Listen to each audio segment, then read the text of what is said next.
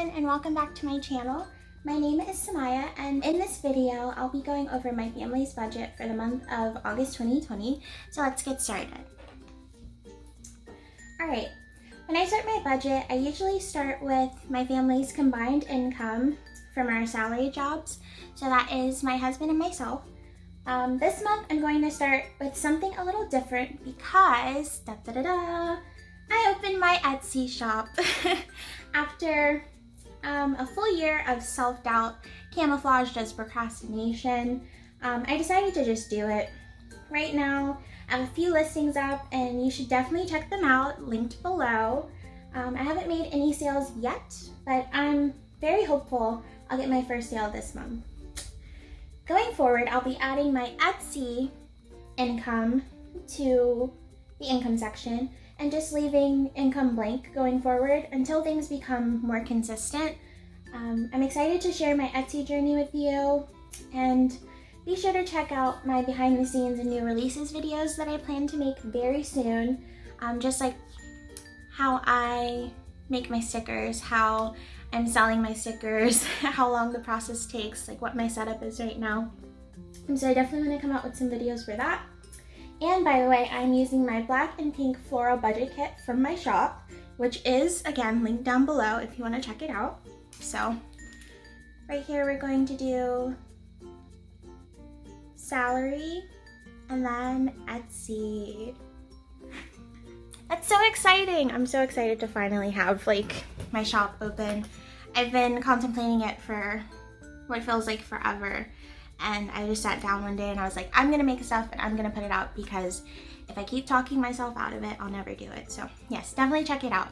But moving right along to our fixed and variable expenses. So first we're gonna start off with our rent. And the combined amount we pay is $19.50. Right now we are currently renting my husband's childhood home for $19.50, which is, like I said, the combined total that we pay. And pretty much we pay his parents' mortgage, nothing extra. So like if they were renting it out to another tenant, they would be paying some extra on top to pay for like any maintenance that they'd have to do or whatever. But right now we're only paying the mortgage. We're so grateful to his parents for allowing us to do that, because this house is really close to both of our parents. It's about a 30-minute drive from my parents, an hour drive from his parents, and then equally we both have an hour commute to work. So it's very convenient for us to live here right now until we figure out what we want to do going forward. But for right now, we only pay $19.50 in rent, which is very cheap for the area, and we do live in the DC, Maryland, Virginia area, so the DMV is very pricey depending on how close you get to DC. So we're very grateful to only be paying $19.50, because most one-bedroom apartments are $2,500 and it's ridiculous. Anyway, moving on. So my student loans.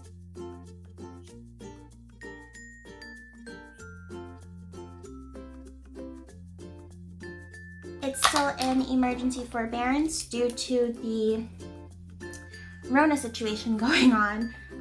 We don't have to pay my student loan until September 30th. So right now we aren't making the payments, but we are saving extra money so that once my payments come back into effect, I believe October 20th is the next due date, we'll be able to make a lump sum payment towards my biggest loan, which is about $20,000. So we've saved up quite a bit of money over these last 4 or 5 months. So yeah, that's our plan, and we're really close to meeting our goal to pay off the majority of the $20,000 loan. And then once that one's paid, we will tackle all of the other ones. So moving on to my car payment.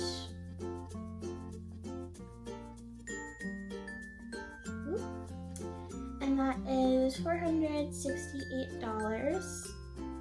And this is only for my car. Chris and I are actually considering paying off my car, or or focusing on paying down that lump sum I mentioned about my student loans. I have a little under $17,000 left on my car. We're thinking like if we paid it early, we'll have $468 every month to pay towards my student loan. So we're kind of just like balancing our options right now and seeing whether it would be smarter to pay off the car or smarter to just pay down our biggest student loan. My car interest is like 4%, but my biggest student loan is like 6.6%. So we're just trying to figure out like what would be the best decision, whether to pay off the car or to pay off the biggest debt out of all of my student loans.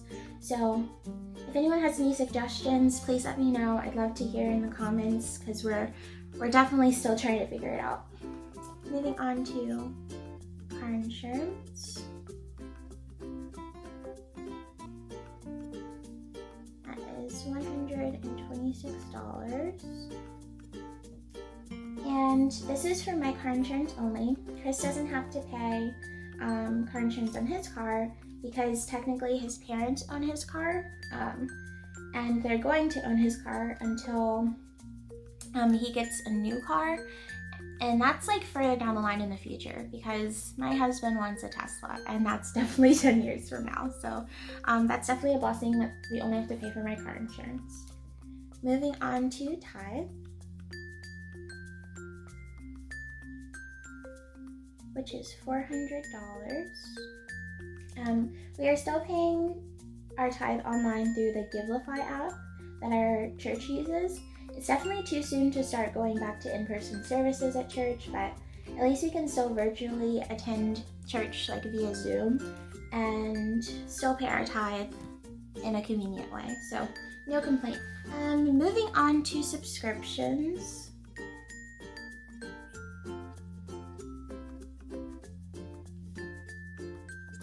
And subscriptions actual total is $164.94. But for the sake of simplicity, I'm just gonna round up to $165,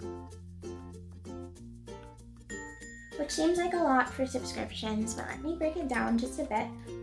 All of our subscriptions include the Adobe Creative Suite, which is $52.99 that both my husband and myself use.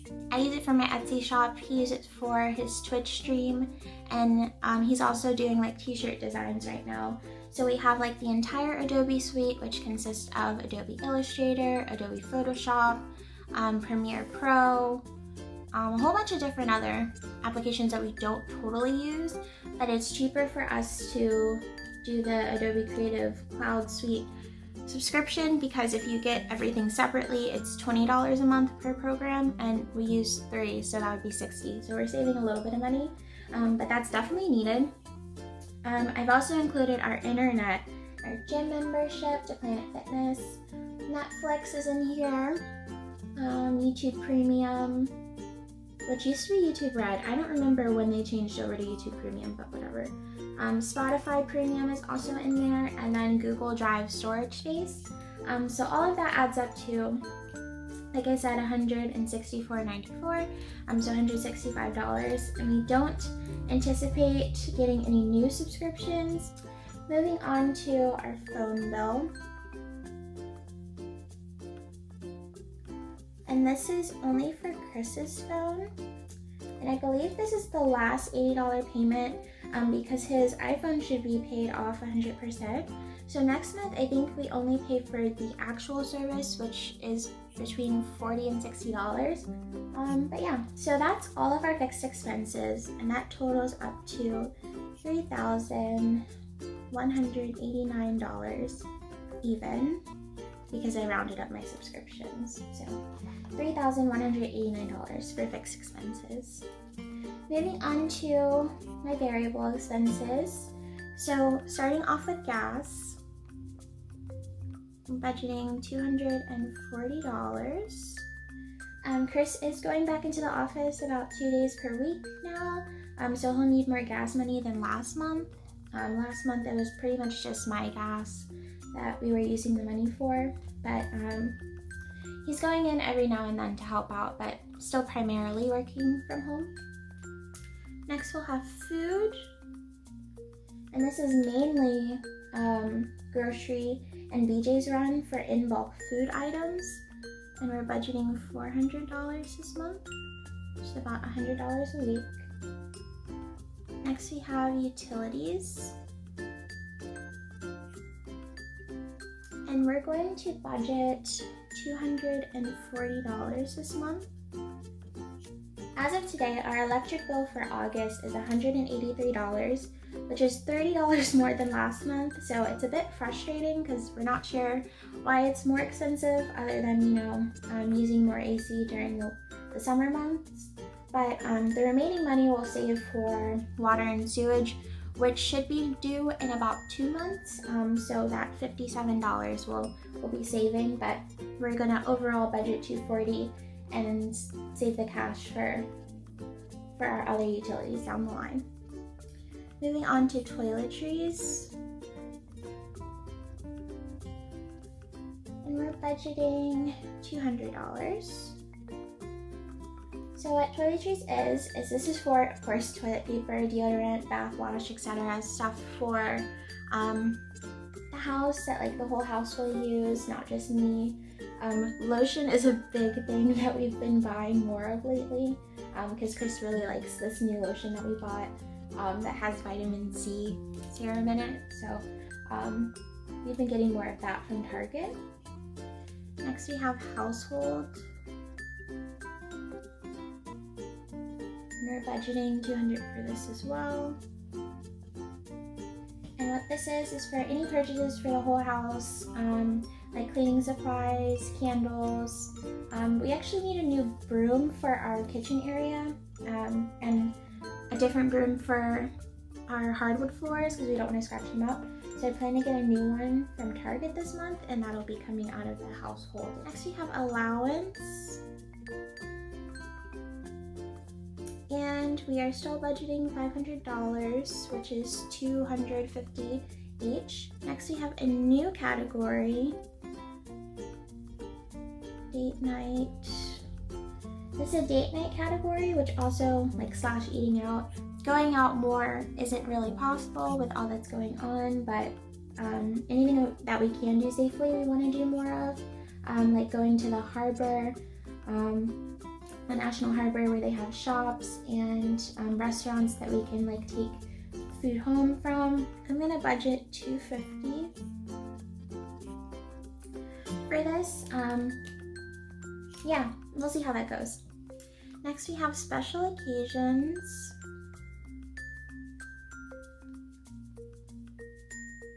And I'm budgeting $140 for this.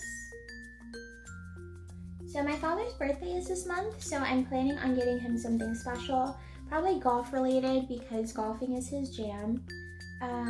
My parents' wedding anniversary is actually the day before my dad's birthday, so I also need to get them a gift as well. So I've budgeted $140 total.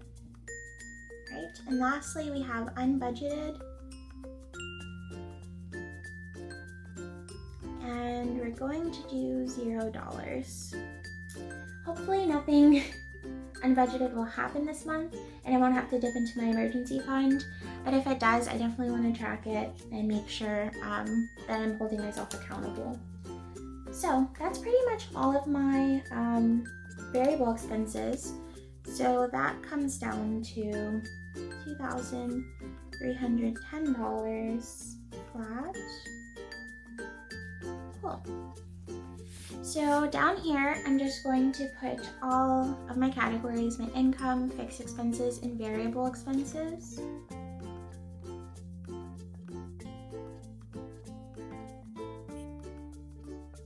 Like I said, I don't know what my income will actually be. Hopefully, my Etsy shop does really well soon, so I'm just gonna leave income blank. And then for my fixed expenses, I'm just going to put what I put here, $3,189 flat. And then my variable expenses, $2,310.